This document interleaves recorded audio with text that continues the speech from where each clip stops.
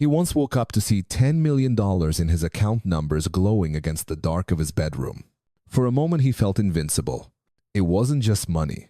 It was proof that he'd outsmarted time. Ryan Cole had grown up believing wealth was freedom. Raised in a small Ohio town, he watched his parents trade every hour for a paycheck that barely covered bills. He promised himself he'd never live like that, trapped in the cycle of just enough. At 28, Ryan left his safe engineering job in San Francisco. He told friends he wasn't chasing money, he was chasing acceleration. Crypto was booming. Startups were minting millionaires every week. Everyone online seemed to be winning faster than reason could explain. And Ryan wanted in. He poured everything into coins, seed rounds, and leveraged trades he barely understood. Each surge made him bolder. Each profit made him deaf to risk. By 2021, his screen showed an 8-figure balance. He thought he'd escaped gravity itself. But markets don't reward speed. They test it. When the crash came, it didn't take months, it took hours. And as the numbers fell back to zero, Ryan realized he hadn't built wealth. He'd borrowed it from time, and time had come to collect. Ryan Cole grew up in a place where money meant survival, not luxury. A gray town in Ohio where winters felt longer than they should, and dreams were measured in paychecks. His father was a mechanic. His mother worked double shifts at a diner. They were proud people, not poor, just tired. Ryan used to sit by the window at night, listening to his father count the day's earnings under the dim kitchen light. Every coin that clinked into the jar reminded him how fragile stability could be. That sound of slow, tired counting stayed with him for years. He swore that when he grew up, his money would work harder than his parents ever could. He was gifted with logic and curiosity. Computers fascinated him because they offered control, a system that obeyed rules, unlike life. At 17, he built his first software app and sold it online for $400. It felt like magic. Money made while he slept. That single moment, watching his PayPal balance rise overnight, planted a dangerous belief that wealth was about speed, not patience. By 25, Ryan had a degree in computer science and a job at a tech startup in San Francisco. His salary was good, but his ambition was louder. He lived frugally, one-bedroom apartment, instant noodles, a used car, saving every spare dollar to invest. When Bitcoin crossed $10,000 for the first time in 2017, he saw it not as a bubble, but as a revolution. He read white papers late into the night, joined Reddit forums, learned about ICOs, DeFi, and leverage. Soon, his small savings turned into thousands, then hundreds of thousands. The market seemed unstoppable. His logical mind saw patterns. His emotional mind saw destiny. He started a YouTube channel sharing crypto insights. Within months, he gained a following people who saw him as a prodigy, a modern-day alchemist turning code into gold. For the first time in his life, Ryan felt admired, respected, powerful. That validation fed something deeper, the need to prove he was more than a small-town kid. In 2019, when his company offered him a promotion, he refused. He said he wanted freedom, but what he really wanted was momentum, the rush of watching numbers move in real time, the illusion of control. He quit, cashed out his stock options, and poured it all into crypto and early-stage startups. He called it high-conviction investing. That, in truth, it was a race against time, a bet that he could outpace everyone else to the top. Friends called him bold. Some called him reckless. But Ryan didn't hear warnings anymore. He heard noise. Every day, he woke up to charts, candles, predictions of a world moving at the speed of greed. He told himself he was chasing freedom, but in reality, he was chasing the silence he'd never had, the kind of peace that comes when you finally believe you've escaped scarcity. And for a while, it worked, until the same logic that made him rich began to unravel everything he'd built. By 2020, Ryan Cole had become a quiet legend in online investing circles. He wasn't loud like the influencers who flaunted Lamborghinis or beach villas. He wore hoodies, spoke softly, and shared market charts as if he were explaining weather patterns. People trusted him because he looked rational, the engineer who made millions without selling a dream. But behind the calm tone was a man addicted to velocity. Every gain felt too small, every pause a threat. When his portfolio hit 5 million, he felt relief for a day. Then the hunger returned. He told himself that 10 million was the line after that. He'd slow down. He didn't. As Bitcoin surged past $50,000, Ryan's name appeared on podcasts, newsletters, and online panels. He was the guy who'd left his job to chase asymmetric bets, a phrase he used to sound scientific about what was really just gambling with better vocabulary. He launched a private fund with a few friends, promising smart exposure to emerging crypto assets. The fund made millions within months. Everyone called him a visionary. At home, his life changed quietly. He moved into a glass-walled apartment overlooking the bay. He bought his parents a house back in Ohio the first time they'd ever owned one. When his mother cried on the phone, thanking him, he said, "It's only the beginning." And he meant it, because in his mind, he wasn't just winning. He was rewriting his family's story. But the markets don't care about stories. They care about math, fear, and timing. 3 things no one controls for long. Ryan started using leverage, borrowing against his crypto to make larger bets. It worked until it didn't. In early 2021, a single weekend of volatility wiped out a third of his gains. He told himself it was a temporary dip. He bought more, confident that he was buying the bottom. And for a while, the market rewarded him just enough to keep him believing he was right. By mid-2021, his portfolio touched $10.3 million. He took screenshots, sent them to friends, even joked online that he'd retire before 35. But inside, he felt restless. When you climb too fast, the air gets thin, and silence starts to feel like danger. He couldn't sleep without checking charts. He couldn't talk to friends who didn't trade. Every thought revolved around price movement, every heartbeat tied to market cycles. The same control he once admired in code had become chaos in his own mind. Still, he smiled on camera, gave interviews, told others to stay disciplined. It was ironic he hadn't felt disciplined in months. Then came the first cracks, liquidity issues, rumors, sudden drops. Ryan brushed them off. He'd been through dips before, but this time was different. The leverage he'd used to grow his fortune had quietly turned into a ticking bomb. And when it finally exploded, it didn't just erase numbers. It erased certainty, the illusion that intelligence could outpace risk. By the end of that year, the man who once taught others how to win was about to learn what real loss felt like. The crash didn't start with panic. It began with silence, the kind that hums before a storm. Ryan woke up one morning in November 2021 and noticed that his exchange app wouldn't load. At first, he thought it was a glitch. It wasn't. Within hours, the fund he'd leveraged into the one he'd proudly called bulletproof froze withdrawals. By noon, Bitcoin had dropped 30%.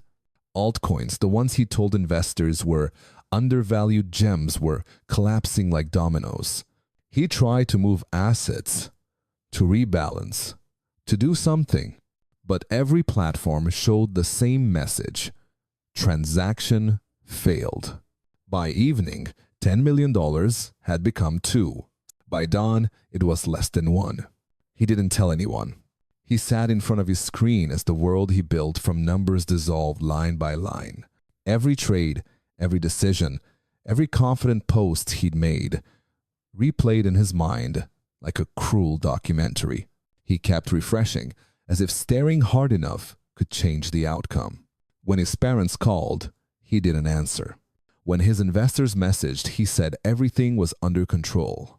But he wasn't under control. He hadn't been for months. A week later, the margin calls came. His loans were liquidated automatically. The fund was finished.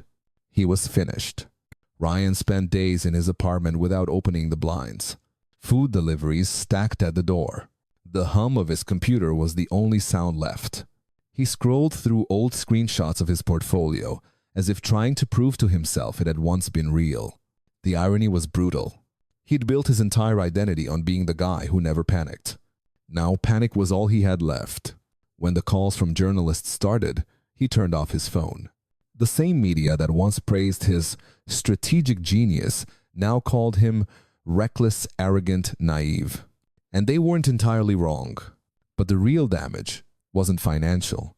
It was internal. Ryan realized how little of his self-worth had survived the crash. Without the money, he didn't know who he was. The silence he'd once craved felt suffocating. In January 2022, he flew back to Ohio. He hadn't been home in years. His parents didn't ask how much he'd lost. They just hugged him. Long, wordless, grounding. For the first time in a long time, he slept. In that small house, surrounded by the simplicity he'd once sworn to escape, Ryan began to see what he'd traded away. He hadn't been chasing wealth, he'd been running from fear. The fear of being ordinary. The fear of being his father, counting coins under a weak kitchen light. Now, sitting at that same table, he understood something his father had known all along. Money isn't freedom when it owns your peace. The market had taken his fortune, but in return, it handed him something more expensive: humility. In America, people celebrate speed like it's a virtue. Move fast and break things wasn't just a startup motto, it had become a philosophy of life. Ryan used to believe in it completely. The faster he moved, the more alive he felt.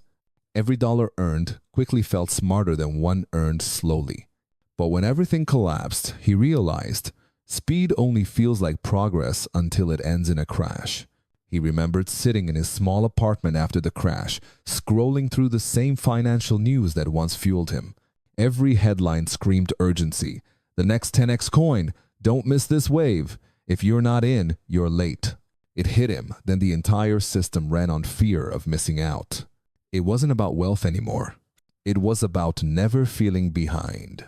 When he finally stepped outside that noise, he began to notice how other cultures treated money differently.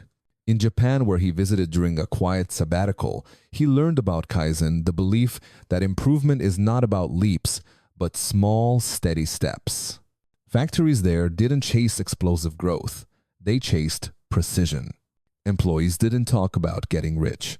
They talked about mastery. And somehow, that word felt heavier, more complete than all the wealth seminars he'd ever attended in Silicon Valley. Then he traveled through Europe, meeting small business owners who had run family bakeries or vineyards for generations. Their success wasn't measured by how fast they could scale, but by how well they could last. They reinvested profits quietly, built reserves, refused to overexpand. It wasn't that they lacked ambition, they just valued endurance over explosion. Later, in Singapore, he met an older investor who told him, "Wealth isn't about adding zeros, it's about removing worries."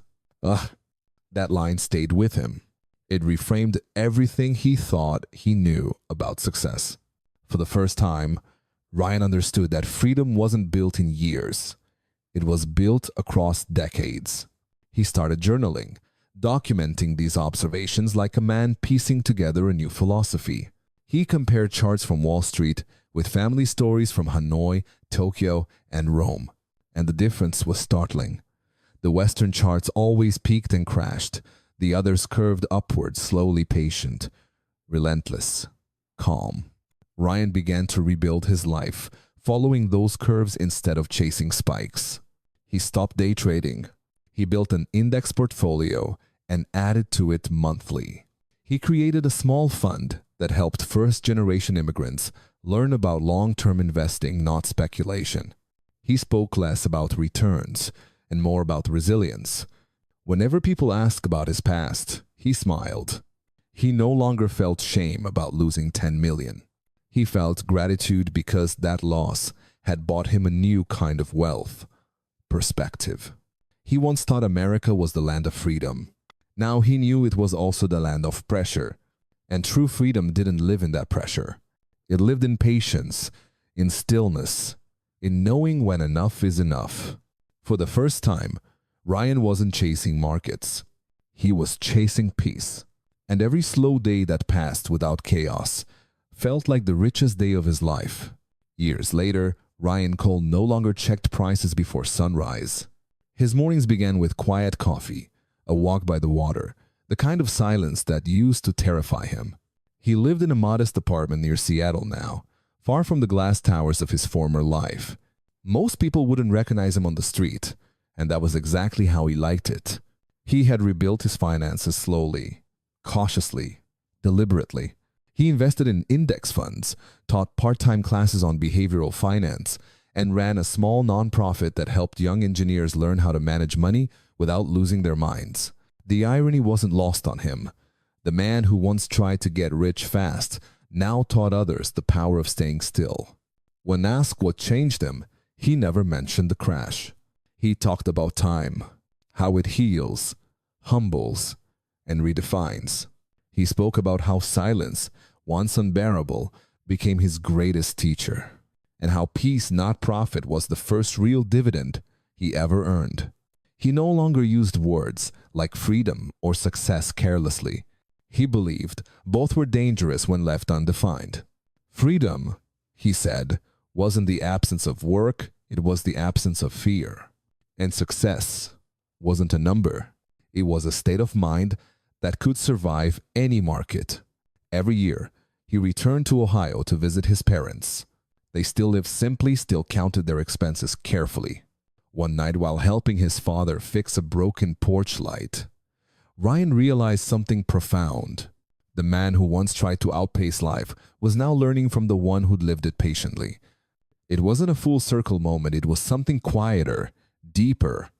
Acceptance. Before leaving, his father handed him the same old jar Ryan remembered from childhood, the one that used to hold their spare change. Inside was a note. It read, "Money is meant to serve, not lead." Ryan smiled. He didn't cry. He didn't need to. Back home, he placed the jar on his desk right beside his computer as a reminder of what he'd almost lost trying to win. He still invested, still believed in growth, but now he measured wealth differently. Not in millions, not in speed, but in the calm he carried through every day. Because the richest moment of his life wasn't when he made 10 million. It was when he finally stopped needing to. He didn't buy freedom. He built it, one quiet choice at a time.